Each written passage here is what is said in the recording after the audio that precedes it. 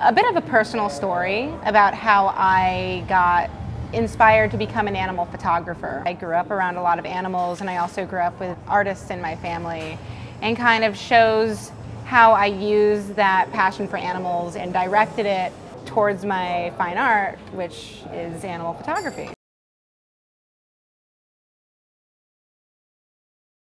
I'm shooting a book right now called Shake, and it's a book of dogs shaking their heads, and it's like stop motion, right? So I saw the D4 and I had to have it because it's a full frame camera. I crop these images, and so I had a lot more negative to work with. The stopping, the tracking, the speed of that camera, I'm so impressed at not having to look at blurry photos. I haven't had to reshoot any of my models, which when you're working with dogs in action, it just happens sometimes. It's consistent, it's solid. The photos are gorgeous.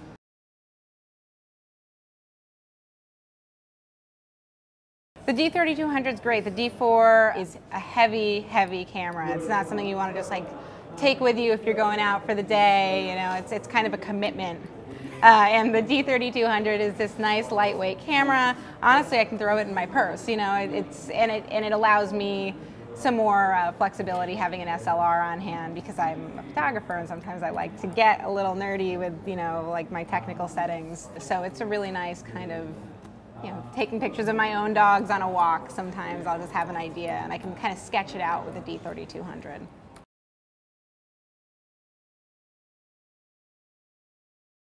I really want to get my hands on a D800. I think that the quality and the size of the digital negative is so cool. You know, I've seen it in action. I've seen people pull detail out of shadows that you weren't there, and it's not digitized, it's not noisy. I like to get really nerdy with my negatives sometimes and get like very meticulous about how I'm processing my images. And there's so much information in that camera, and it shoots so beautifully that I think it would just be a lot of fun to play with.